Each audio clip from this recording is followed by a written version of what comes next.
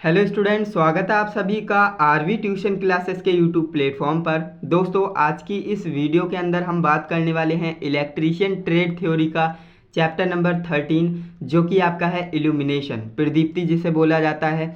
इस चैप्टर का lecture number ये 4 होने वाला है। इससे पहले हमने आपको 3 लेक्चर प्रोवाइड कर दिए हैं। अगर आपने उन लेक्चर्स को नहीं देखा है तो उनका लिंक मैं आपको इस वीडियो के डिस्क्रिप्शन बॉक्स में दे दूंगा, या फिर आप चैनल पर जाएंगे तो प्लेलिस्ट में आपको वीडियोस मिल जाएंगी, वहां से जाकर आप उन वीडियोस को देख सकते हो। तो आज की इस वीडियो में हम इस चैप्टर को कंटिन्यू करेंगे। जैसा कि जो स्टूडेंट्स रेगुलरली वीडियोस को देखते हैं, है ना, पढ़ाई करते हैं, उन्हें पता होगा कि हमारी लास्ट हेडिंग क्या थी, प्रदीप्ति व्यवस्था के प्रकार। आज की इस वीडियो में हम बात करने वाले हैं लैंपों के प्रकार के बारे में, कि जो टाइप्स ऑफ लैंप्स होती हैं वो कितने टाइप्स की होती हैं और कौन सी लैंप्स का क्या कार्य होता है, वो सारी चीज़ें हम बताएंगे। एंड क्या टॉपिक आपके एग्जाम के पॉइंट ऑफ व्यू से इंपॉर्टेंट है वो भी आपको इस वीडियो में पता लगेगा। तो इस वीडियो में एंड तक बने रहिएगा, क्योंकि वीडियो बहुत ज़्यादा इंपॉर्टेंट है एंड इस चैप्टर से बहुत ज़्यादा क्वेश्चन आपसे पूछे जाते हैं। तो चलिए दोस्तों, आज की ये वीडियो हम शुरू करते हैं। तो लैंपों के प्रकार के बारे में बात करें ना, तो देखिए, लैंप आप जानते हो लैंप क्या होता है। नॉर्मली जो आपके घर में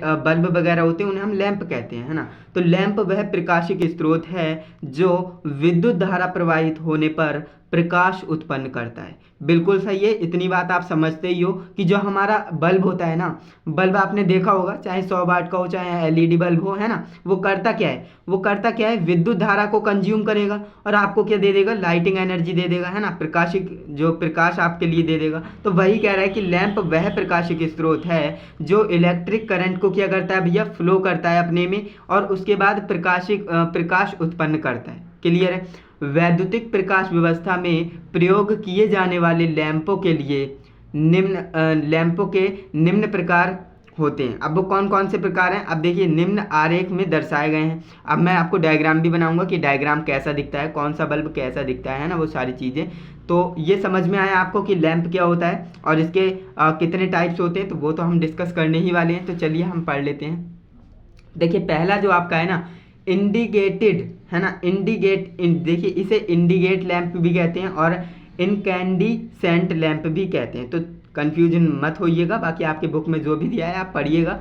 तो इनकैंडिसेंट लैंप क्या होते हैं, तो जिन लैंप में से विद्युत धारा प्रवाहित करने पर ऊष्मा प्रकाश, है ना, ऊष्मा प्रकाश दोनों उत्पन्न होते हैं, यानी ऊष्मा भी उत्पन्न होगी और प्रकाश भी उत्पन्न होगा, है ना। तो उसे हम क्या कहते हैं, इनकैंडिसेंट लैंप कहते हैं। और ये क्या होते हैं भैया, 2 प्रकार के होते हैं, है ना, ये 2 प्रकार के होते हैं। ये तो आपको समझ में आया कि इनकैंडिसेंट लैंप कौन होते हैं। तो ऐसे लैंप जिनमें विद्युत धारा फ्लो करने पर, है ना, विद्युत धारा का प्रवाहित करने पर हमें क्या मिलता है, ऊष्मा यानी हीटिंग एनर्जी भी मिलती है और प्रकाश, दोनों चीज़ें हमें मिलती है ना। तो ऐसे लैंप को हम इनकैंडिसेंट लैंप कहते हैं। और ये 2 प्रकार के होते हैं, कौन कौन से, पहला आपका होता है कार्बन फिलामेंट लैंप, दूसरा आपका होता है धात्विक फिलामेंट लैंप। तो इन दोनों के बारे में आपको चर्चा करनी है, तो आप अपने बुक्स में भी पढ़ सकते हो, है ना, क्योंकि बुक्स में आपको अच्छे से दे रखा है। बाकी मैं आपको नेक्स्ट लैंप के बारे में बताऊंगा, क्योंकि अगर मैं हर एक लैंप को डीप में समझाने लगा तो वीडियो बड़ी तो बनेगी, साथ में आपके नोट्स भी लेंदी हो जाएंगे, है ना।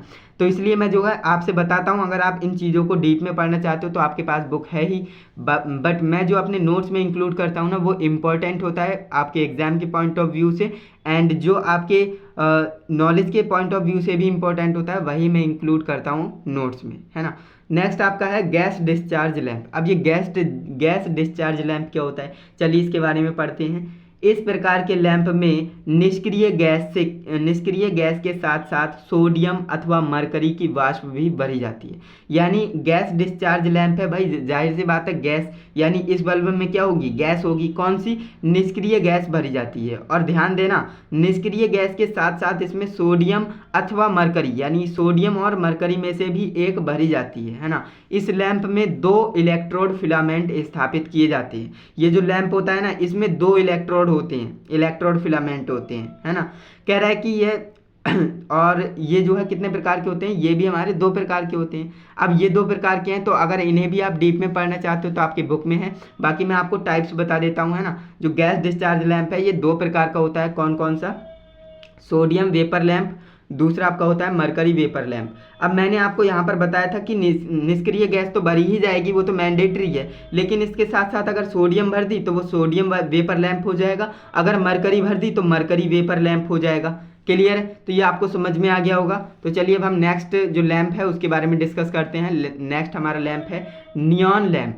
नियॉन लैंप के बारे में आपने कहीं ना कहीं सुन ही रखा होगा, पढ़ ही रखा होगा, है ना। नियॉन लैंप क्या होता है? तो इसमें कांच का एक बल्ब होता है ना, इसमें कांच का एक बल्ब होता है जिसके अंदर दो इलेक्ट्रोड्स, है ना, उपयुक्त आकार में एक दूसरे के आसपास स्थापित किए जाते हैं। यानी इसमें भी क्या होंगे भैया, दो इलेक्ट्रोड्स होंगे और उपयुक्त आकार के होंगे। ऐसा नहीं कि ज़्यादा बड़े ज़्यादा छोटे, है ना। जो उपयुक्त आकार होगा उसके आकार के जो है दो इलेक्ट्रोड होंगे और एक दूसरे के आसपास स्थापित किए गए होंगे।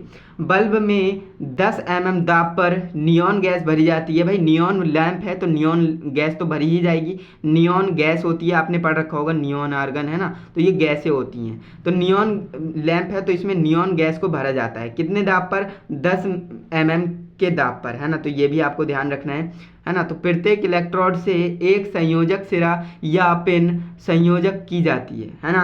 हर एक इलेक्ट्रोड, जैसे दो इलेक्ट्रोड हैं तो दोनों इलेक्ट्रोड से संयोजक सिरा या फिर संयोजक जो पिनें होती हैं, कनेक्टर जिसे बोलते हैं, उन्हें हम संयोजित कर देते हैं। फिर क्या होता है, लैंप जो नियॉन लैंप है इसके एक इलेक्ट्रोड से श्रेणी क्रम में उच्च प्रतिरोध, है ना। जो नियॉन लैंप है उसके एक इलेक्ट्रोड में, किसी भी एक इलेक्ट्रोड में श्रेणी क्रम में उच्च प्रतिरोध, हाई रेजिस्टेंस का जो है संयोजन कर दिया जाएगा। एक हाई रेजिस्टेंस लेंगे और उसके किसी एक इलेक्ट्रोड पर श्रेणी क्रम में, है ना, सीरीज जो कॉम्बिनेशन है उसमें हम एक हाई रेजिस्टेंस को उससे कनेक्ट कर देंगे। ये हमारा नॉर्मल होता है। सारी चीज़ें आपको समझ में आ गई होंगी। तो ये आपको समझ में आया कि लैंप हमारा कौन सा होता है, नियॉन लैंप। नियॉन लैंप के बारे में आपने अच्छे से समझ लिया होगा। इसके बारे में आपको ये डायग्राम बना लेना है भैया, नियॉन लैंप दिखता कैसा है ना। नियॉन लैंप आपको कुछ इस तरह से दिखेगा। मैंने आपको क्या बताया था, जो नियॉन लैंप है इसमें नियॉन गैस तो भरी ही जाएगी, है ना, नियॉन गैस तो भरी ही जाएगी। और इसमें दो इलेक्ट्रोड होते हैं उपयुक्त आकार के और एक इलेक्ट्रोड पर रेजिस्टेंस, ये आप देख रहे हैं ना, ये रेजिस्टेंस है। यहाँ पर आप इस तरह से बनाइएगा, ये जो है थोड़ा सा मिसप्रिंट हो गया है ना। तो ये रेजिस्टेंस हाई रेजिस्टेंस है ना। इसे हमने यहाँ पर कनेक्ट कर दिया और ये हमारे दो टर्मिनल निकल जाएंगे जिसे हम कनेक्ट करके इसे यूज़ कर सकते हैं। बाकी आपको समझ में आ गया कि नियॉन लैंप हमें दिखता कैसा है, बिल्कुल समझ में आ गया होगा। अब हम बात कर लेते हैं भैया इसके बाद कुछ और लैंप के बारे में, क्योंकि हम इस पर्टिकुलर वीडियो में लैंपों को बिल्कुल एंड कर देंगे, है ना। लैंप वाला टॉपिक खत्म हो जाएगा। देखिए इसके बाद हमारा नेक्स्ट हमारा लैंप होता है कार्बन आर्क लैंप, है ना। अब ये कार्बन आर्क लैंप क्या होता है, तो यदि दो इलेक्ट्रोड्स के बीच लगभग 1.5 से 6 mm का एयर गैप रखते हुए उन पर विभवांतर आरोपित किया जाए तो इलेक्ट्रोड्स के बीच एक आर्क उत्पन्न होता है ना। एक आर्क उत्पन्न होता है जो तीव्र प्रकाश उत्पन्न करता है। इसे सिद्धांत पर आर्क लैंप कार्य करता है। समझ में आया?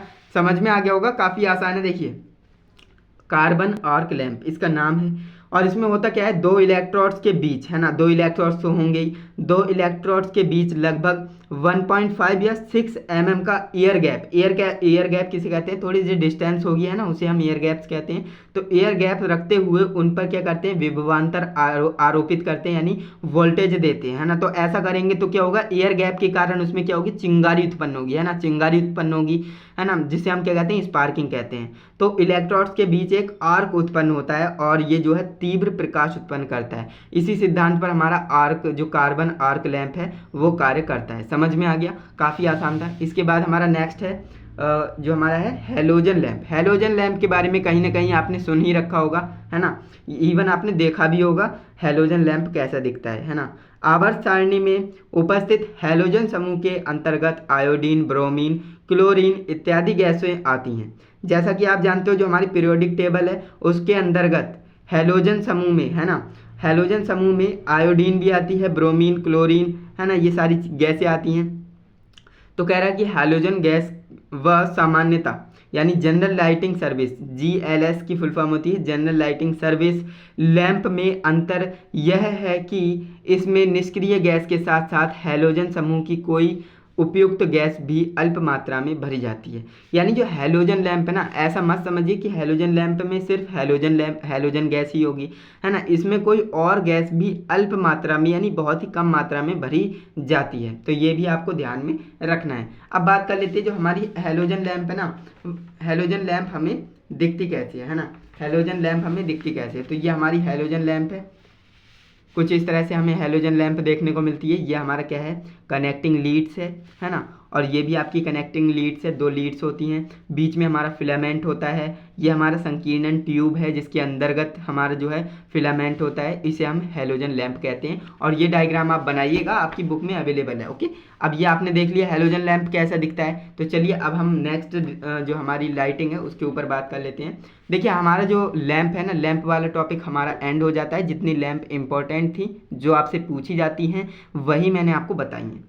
अब इसके बाद हम बात कर लेते हैं सजावटी प्रकाश व्यवस्था के बारे में, डेकोरेटिव लाइटिंग सिस्टम के बारे में कि आखिर ये क्या होता है। तो देखिए मेला उत्सव है ना, जो मेला होता है, उत्सव होता है, प्रदर्शनी आदि स्थलों की सुंदरता बढ़ाने के लिए उद्देश्य से रंग बिरंगे बल्बों की लड़ियाँ प्रयोग की जाती हैं। यह कार्य सजावटी प्रकाश व्यवस्था कहलाती हैं। अब जैसा कि आपने देखा होगा दीपावली पे है ना, दीपावली पे आप क्या करते हो, झालर खरीद करके लाते हो है ना, जो लाइट से जलती है, AC करंट आप देते हो, तो वो करती क्या है, डिफरेंट कलर की लाइटिंग होती है एंड देखने में काफ़ी ज़्यादा कूल लगती है, अच्छी लगती है ना। तो वो करती क्या है, ब्लिंक करती हैं, कलर चेंज करती हैं ना, तो वो क्या होती हैं, सजावटी लाइट होती हैं, है ना। तो उसे हम क्या कहते हैं, डेकोरेटिव लाइट सिस्टम कहते हैं। तो इसे हम सजावटी प्रकाश व्यवस्था कहते हैं, जो कि आप समझ गए, इसमें ज़्यादा कुछ समझाने वाला था नहीं, है ना। इस प्रकार व्यवस्था में उपयुक्त लड़ियाँ निम्न प्रकार की होती हैं, लेकिन यहाँ पर आपको ध्यान ये देना है कि जो आप लड़ियाँ खरीद करके लाते हो वो डिफरेंट टाइप्स की होती हैं। जैसे कि निम्न वोल्टेज बल्बों की लड़ी होती है ना, जिसे हम इंग्लिश में series of low voltage bulbs कहते हैं। दूसरा आपका है सामान्य स्रोत वोल्टेज बल्बों की लड़ी है ना, जिसे हम series of general source of voltage bulbs कहते हैं, है ना। नेक्स्ट आपका है जलते बुझते बल्ब है ना, जिसे हम ब्लिंकिंग बल्ब कहते हैं। तो series of blinking burn salt bulbs कहते हैं इन्हें, तो इसे भी आप याद रखेंगे। तो आपको समझ में आया। तो ये हमने सजावटी प्रकाश व्यवस्था के बारे में भी जान लिया, प्लस हमने आज की इस वीडियो में बल्ब को कम्प्लीटली कवर कर लिया है। तो उम्मीद करता हूँ आपको ये वीडियो अच्छी लगी होगी, क्योंकि वीडियो में मैंने आपको जितने भी टॉपिक समझाए हैं एंड मुझे उम्मीद है आपको सारे के सारे टॉपिक्स अच्छे से समझ में आए होंगे।